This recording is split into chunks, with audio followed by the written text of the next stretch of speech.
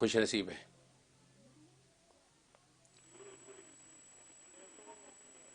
یہ بتائیے, بولیے. Hello, hello. ہاں بتائیے. ہاں جی, السلام علیکم مفتی صاحب. وعلیکم السلام.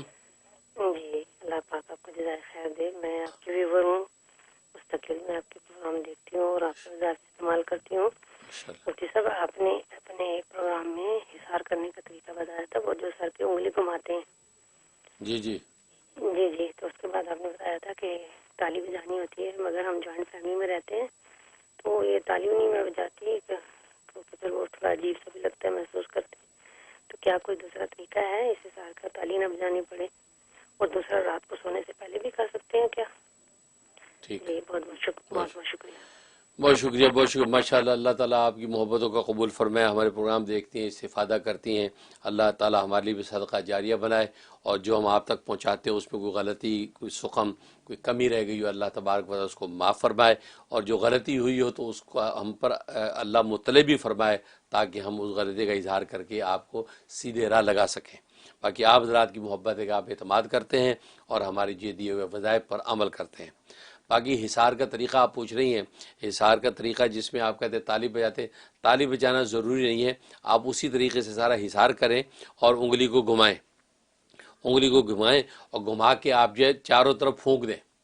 تالی بجانے کے بجائے پھونک دیں,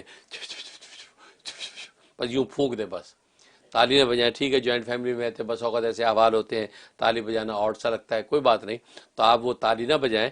لیکن یہ ہے کہ اصل چیز وہی انگلی گھمانا جو ہے, اس میں آپ جس چیز کو حصار میں لا رہی ہیں, حصار میں لانے کے بعد آپ چاروں طرف اس طریقے سے پھونک دیا کریں اور تالی نہ بجائیں, اس میں کوئی مذاقہ نہیں ہے. جی بتائیے. جی, السلام علیکم. وعلیکم السلام. ہاں, ویس بات کر رہا ہوں حضرت, خیریت سے ہیں؟ جی بالکل ٹھیک ہوں ماشاء اللہ. جی, اچھا. اور طبیعت کیسی ہے آپ کی؟ ماشاء بہت اچھا ہوں, بہت اچھا ہوں ماشاء اللہ, بالکل الحمدللہ. ہاں, لیکن اثرات ہے حضرت آپ کے ابھی بھی نزلے کے. ہاں اللہ اثرات ہیں, تعالیٰ بالکل صحت آپ دے, صحیح نوٹ کیا. تندرستی دے. آپ کی ہدایت کے مطابق یخنی ہاں پی رہا ہوں ماشاء اللہ, اس سے بڑا فائدہ ہے.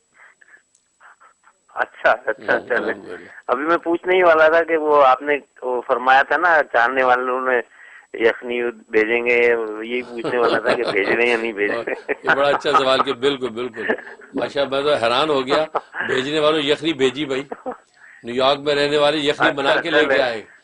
مجھے بہت مسرت ہوئی لوگوں کی اچھا, محبتیں دیکھ کے. بعض لوگوں نے پیسے بھیج دیے کہ جی حضرت یہ جی. پیسے بھیج دیے ہیں, یہ آپ یخنی بنوا لیجیے, ہم بھیج نہیں سکتے. میں تو حیران ہو گیا لوگوں کی اچھا محبتوں کو دیکھ کے. اللہ تعالیٰ ان کو اور خوشیاں عطا فرمائے. آمین آمین آمین. اچھا چلو. اچھا, وہ حضرت ایک چیز پوچھنی تھی. ایک تو یہ کہ ڈیسیشن پاور, جیسے میرے بعض دفعہ ایسا ہوتا ہے کہ فیصلہ لینا ہوتا ہے, تو وہ اس کے لیے کیا کیا جائے, کیسا وہ مطلب کوئی وظیفہ ہے مختصر تو بتا دیجیے. اور دوسرا یہ کہ آپ نے جو سورہ قریش کے بارے میں بتایا تھا نا, دل پہ ہاتھ رکھ کے جی 7 جی دفعہ بسم اللہ کے ساتھ ہر دفعہ پڑھے, تو وہ جو ہے وہ ہر نماز کے بعد پڑھنا ہے اور کتنے دن تک پڑھنا ہے, اس کے بارے میں وضاحت فرما دیجیے. اور آپ سے دعاؤں کی درخواست ہے. بہت اچھا ماشاء اللہ, بہت شکریہ, بہت شکریہ. ویس جو کراچی پاکستان سے کال کر رہے ہیں, ماشاء اللہ آپ کی کال بڑی دلچسپ ہوتی ہے. تو لاسٹ ٹائم آپ نے کال کی تھی, کچھ بیمار تھا میں, آپ نے یخنی کا مشورہ دیا تھا, تو میں نے جو ہے ٹی وی پہ کہا تھا یخنی کون بنا کے لائے گا, اور واقعی میں حیران ہوا کہ ماشاء بہت چاہنے والے یا وہ یخنی بنا کے لے آئے. ہماری بہت سی ایسی بہنیں چاہنے والی, محبت والی یخنی بنا کے انہوں نے مجھے پہنچا دی کہ جی یخنی آپ پئیں. اور بعض لوگوں نے تو پیسے دے دیے کہ یہ ہدیہ آپ کی خدمت میں, آپ جیسے چاہے یخنی بنا کے پئیں. تو مجھے بڑی حیرانی اور مسرت ہوئی کہ ماشاءاللہ آپ حضرات تو بہت محبت کرتے ہیں. میں آپ حضرات سے محبت کا وہ حق ادا نہیں کر سکتا جو آپ مجھ سے محبت کرتے ہیں. یہ تو وقت آتا تو پتہ چلتا ہے. اللہ تعالیٰ آپ کی محبت و قبول فرمائے. بہت ہی خوش ہوا میں. تو بہت سے لوگوں نے کہا جی یخنی آپ بنا کے پئیں, یہ ہدیہ ہے. بہت یخنی بنا کے لیا, اور واقعی یخنی پینے سے بہت مجھے نفع ہوا.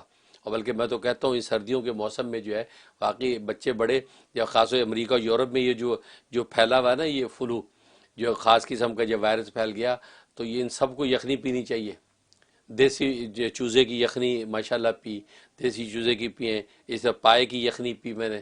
تو ماشاءاللہ اس سے مجھے بہت فائدہ ہوا. ایک دن پینے سے ہی ماشاءاللہ کیفیت میں ایک قوت آ گئی اور یہ نزلے زکام کا اثر کم ہوا.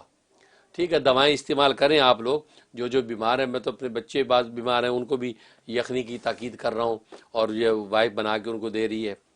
باقی یہ پرانے لوگوں کی پرانی چیزیں ہیں، بلکہ بہت سے تو ڈاکٹرز بھی کہنے لگے کہ یخنی پئیں، چوزے کی یخنی بنا کے پئیں. باقی اس میں کوئی راز ہے بھائی، تو بالکل پئیں آپ حضرات جو ہے. تو مجھے آپ حضرات نے جو محبت دی ہے، میں سب جو ہے وہ فینز اور ناظرین کے دعا گو ہوں، اور دل سے مجھے مسرت بیماری میں گویا کہ مجھے ڈبل صحت ہو گئی کہ ان حضرات کی اس طرح کی محبت دیکھ کے. اللہ آپ سب کو خوشیاں عطا فرمائے، آمین.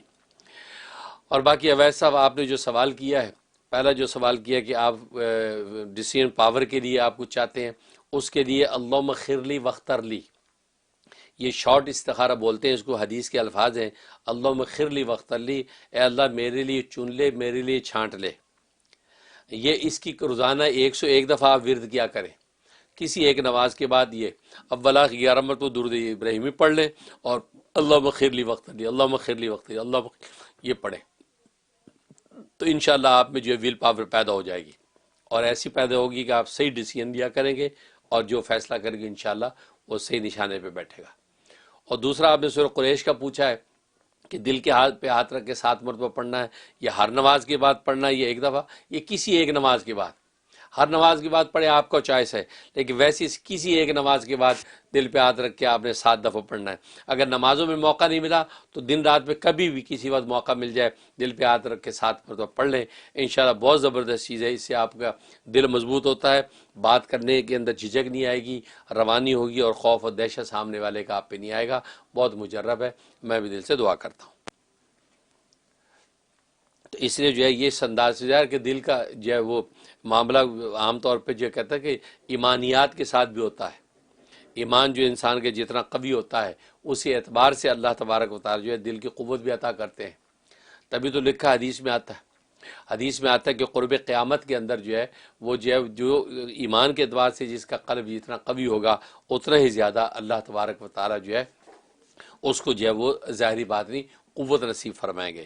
تو بہرحال تو اللہ سے دعا ہے کہ اللہ تبارک و تعالی ویسا آپ کو، اور بھی ناظرین میں سے بہت سے ایسے لوگ ہوتے ہیں جو ضعف قلب کی شکایت کرتے ہیں، سب کے لیے یہ بہت مجرب وظیفہ ہے، اس کی میں عام اجازت دیتا ہوں. تو ناظرین وقت ہوا کہ بریک کا، بریک بھی جانے سے پہلے جی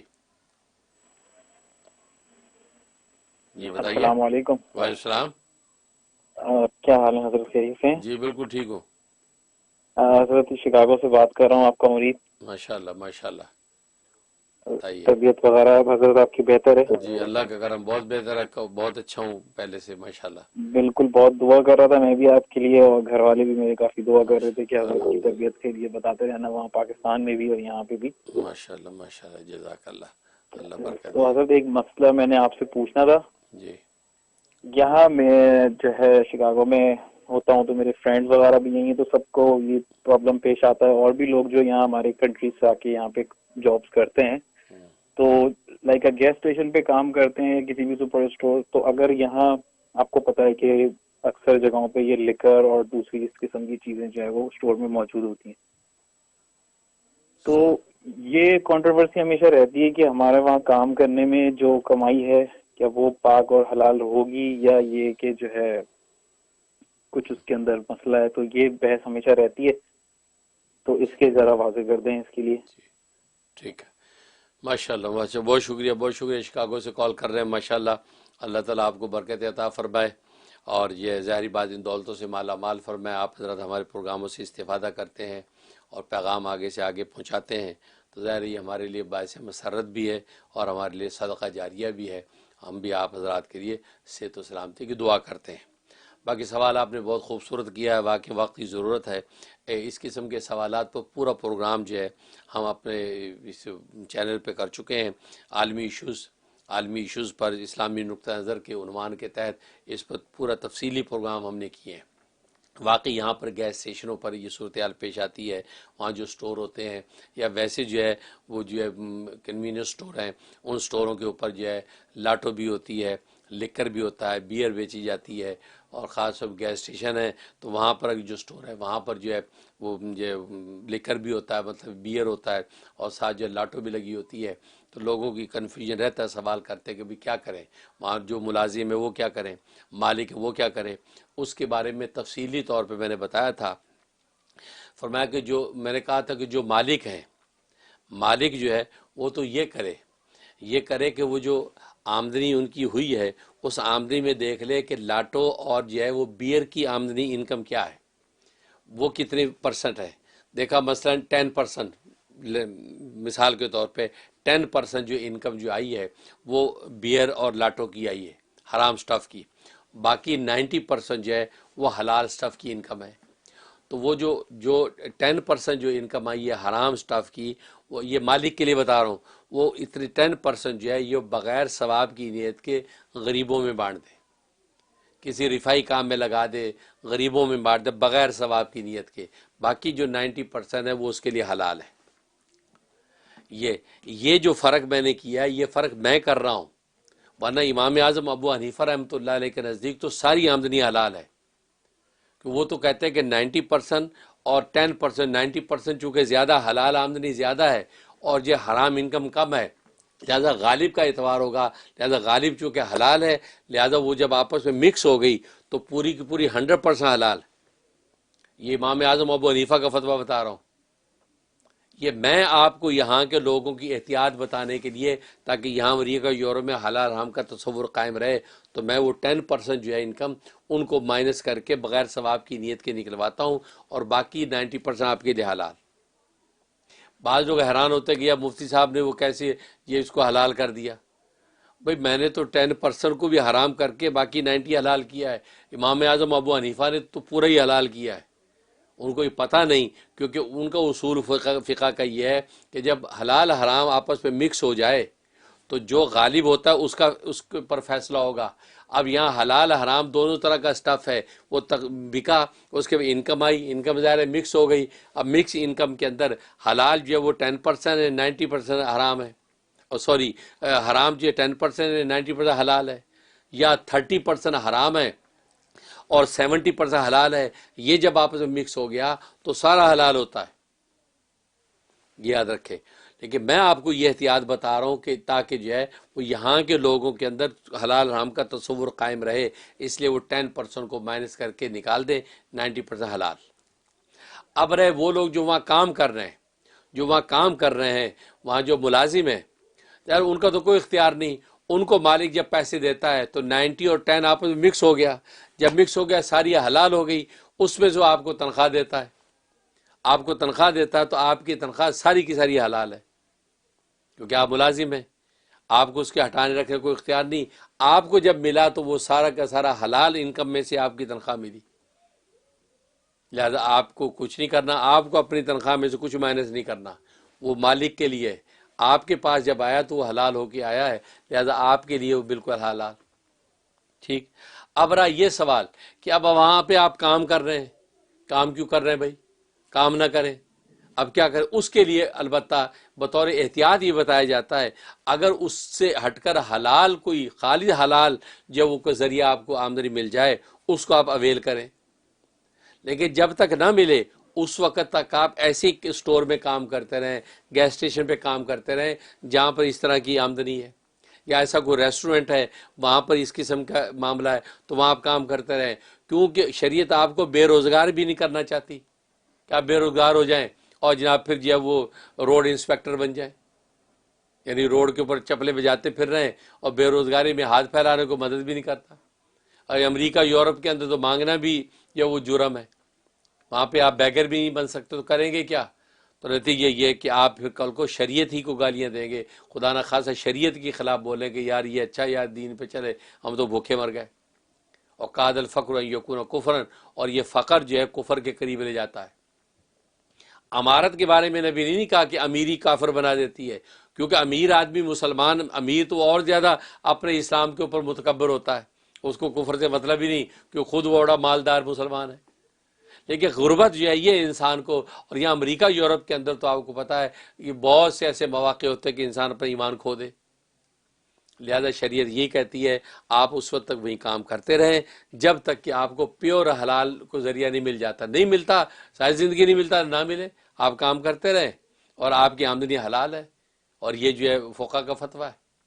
اور جو مالک ہے، مالک کو بھی وہ ایک دم اس سب کو چھوڑنے کی ضرورت نہیں ہے کہ سر کو چھوڑ چھاڑ کے چلا جاؤں اور جو ٹیکسی چلا لیتا ہوں. وہ کہتا ہے جی کتنے ایسے لوگ ہیں جنہوں نے گیس اسٹیشن چھوڑ دیے، ہٹا دیے اور آج اوبر چلا رہے ہیں. اوبر چلا رہے ہیں. اب ان سے پوچھتے کہ بھائی اب اوبر کے اوپر بھی تو گورا بیٹھتے ہیں اپنی بیگ کے اندر شراب کی بوتل لے کے. اب اس شراب سے بچے شرابی کو لے کے اٹھا کے پھر رہے ہیں، اس کو بھی وہ شراب خانے کے گیٹ پہ جا کے آپ چھوڑ رہے ہیں. وہاں تو آپ کوئی فرق نہیں کرتے کہ نہیں بھی آپ کہاں جائیں گے، جی میں نے کلب جانا ہے، منہیٹن کلب جانا ہے. تو آپ کہتے نہیں جی کلب نہیں لے جاؤ گا، مسجد جانا تو لے جاؤں گا. کیا ٹیکسی والا یہ کرتا ہے؟ تو پھنس گئے نا آپ. اس لیے حدیث میں آتا ہے، بخاری کی حدیث ہے، بھائی دین کے اندر جھک کے چلو. زیادہ دین پہ حاوی ہونے کی کوشش کرو گے، دین ہی تم پر حاوی ہو جائے گا. پھر آپ جو وہ پورے چل نہیں سکتے. تو اس لیے فرمایا کہ بس دین کے پگڈنڈی پہ آہستہ آہستہ سائڈ پہ چلتے رہو، فرمایا کہ بس پہنچ جاؤ گے. زیادہ دین پہ غالب آنے کی کوشش نہ کرو، فرمایا دین ہی تمہیں مغلوب کر دے گا.